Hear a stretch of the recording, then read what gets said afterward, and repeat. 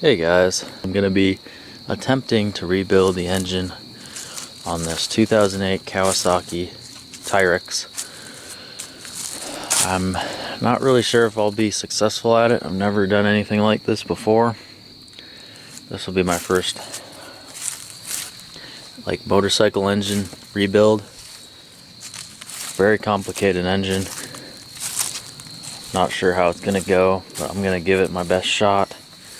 Basically what happened is the engine locked up because it ran out of oil, it leaked, and just locked up solid. So I'll show you what's going on.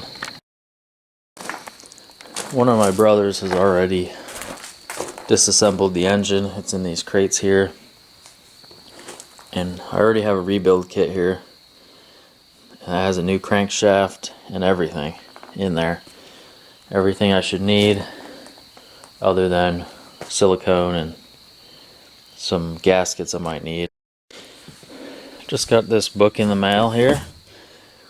This is the complete repair manual on the Kawasaki. Nice fat book here. I've been doing a little organizing in the garage. Got some old posters taped up here. Olcott Beach Car Show posters. And then this is a friend of mine that did some pictures of my truck a few years ago. That's his Firebird. Alright, there's the 4 boxes of parts. I don't know what I'm looking at here, so I'm going to be relying on the book.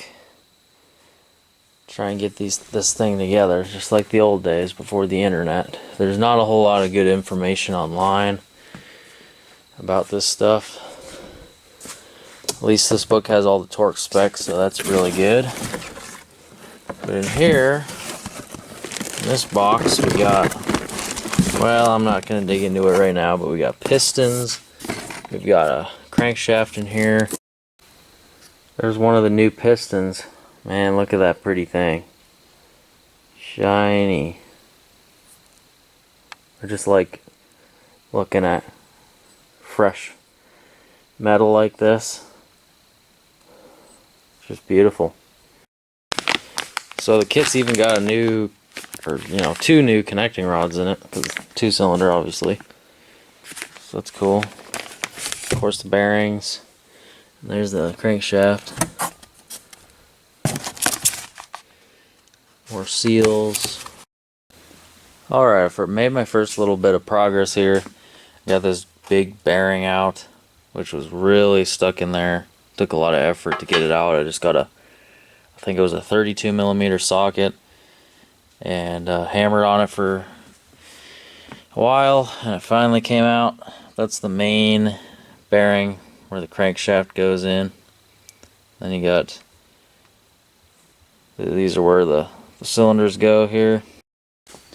Alright, so I just ran the hone through the cylinders and got a little cross hatching going on, so I think these are good to go. My new bearing is in place, and I got the oil seal on the other side. There's just tons and tons of parts I gotta figure out how to put together and where everything goes. Okay, there's the pistons. Got them all assembled. These are new, and the rods are new. And of course the rings, I gapped the rings. I actually didn't have to grind anything.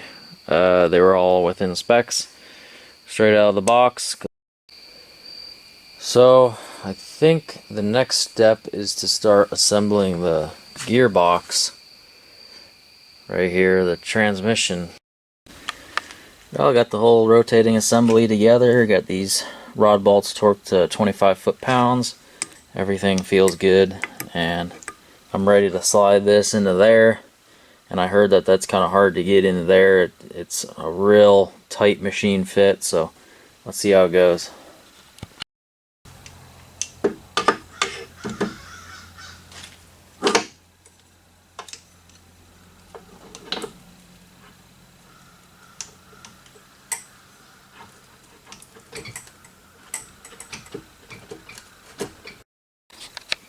Well, just like I said previously, that indeed was very much a challenge to get that in there. It was quite the struggle, but I got it fully seated in there. I really had to get aggressive with it. What I did is I put this impact socket over this so I didn't mess up the crankshaft, and that just goes right up against that little tapered part right there. And I just had to beat on that with a hammer because rubber mallet certainly would not do it.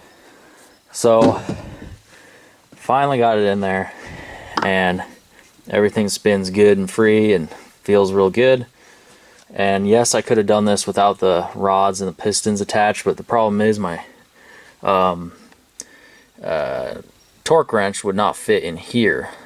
So I didn't want to go out and buy a torque wrench, a smaller torque wrench, just so I can do that. So I'd torque them first, and that's why I did it that way. Alright, transmission's all together, so it's a lot simpler than I thought. You just take this shifter fork here, slide that in there, and it's just got this. It's just got 3 shafts here. And this is not a how-to video, I'm just documenting what I'm doing here. That's basically it. It's just for content, you know. Looks like the only things left to do here before I join the halves together is to replace this crank bearing. I've got a new one here somewhere, right here. So that's probably going to be kind of a challenge, but I'm going to replace that. It's one of the reasons why these fail, is these bearings get wore out and they spin, and then the holes don't line up.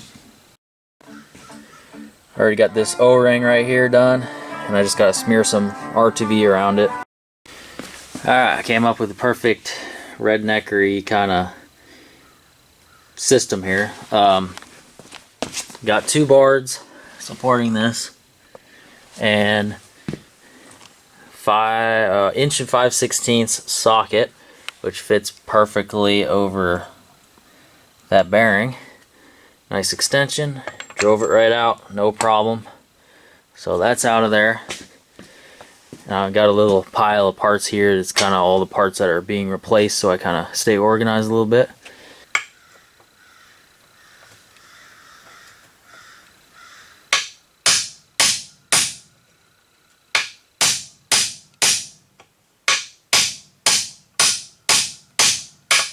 Ow.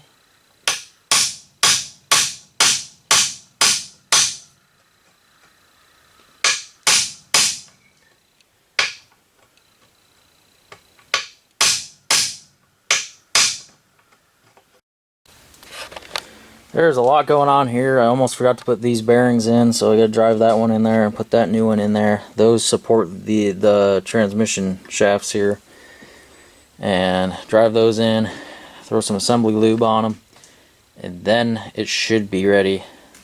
I already started putting some sealant on there. This is made for case halves, so it should work good. The bearings pressed in. I just gotta throw a little bit of assembly lube down in there so it doesn't start dry.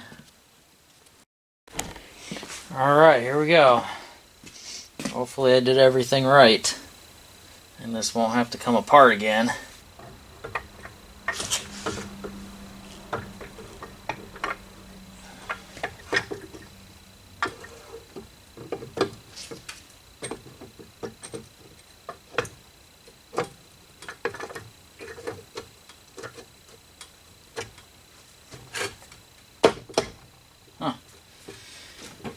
I think everything slid in place like it's supposed to. Maybe. Alright, big progress. I got the halves together. Kind of wiped off all the extra RTV that squeezed out. And yeah, I may have put a little too much on there, but that's okay. So it's all together. At first I put it together and the crankshaft wouldn't turn. I was really concerned, but basically what happened is the crankshaft wasn't all the way into that bearing, so I tapped on this with a hammer a little more, and now it spins good and free. So now it's centered like it's supposed to be in there, and then I went ahead and re-tightened all the bolts because they were a little loose.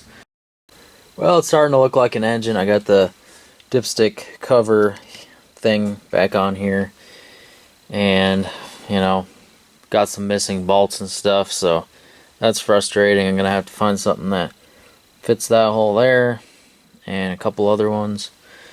I got my oil tubes on here. I just got O-rings that snap into place and a couple bolts that hold it in, and there's just so much going on in such a small engine. It's crazy. Alright, so now I gotta stick my, I guess it's called intermediate shaft in there. Got my new timing chains here. I guess these two are the same lengths. This is the other one that runs from the crank to the intermediate shaft, I guess. So what I'm going to do is feed this down in here. Stick this shaft through the back. Of course, I'll be blocking the camera. Before I do that, I'll put some lube on here so it won't run dry.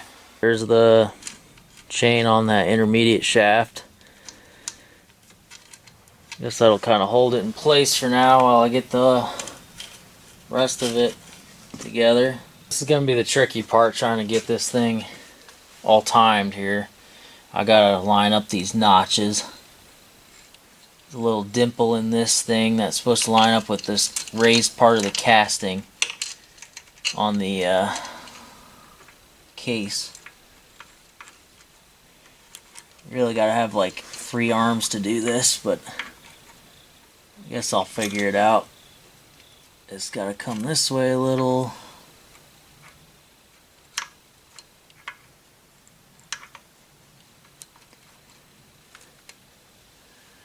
Gotta keep this rear chain tight so it doesn't slip out.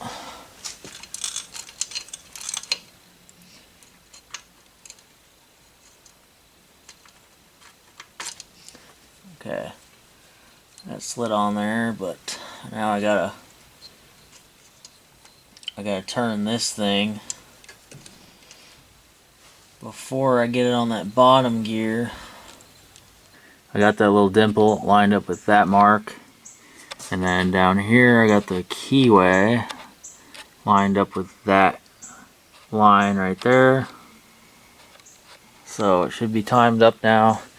The tricky part now is to keep this back chain on there. So what I'm going to do is I'm going to zip tie it to this here to keep it tight from popping off of that sprocket until I'm ready to put the heads on. Alright, so I got both of these chains zip tied so that they don't come off of the sprocket. Got all the chain guides on. This one just bolts in like that, and this one here rides on a pivot, and this is a little ratcheting tensioner. And this one here, this is the oil pump chain. That's the oil pump in there, and there's that guide, and that gets tensioned by this little thing with a spring-loaded ball right there.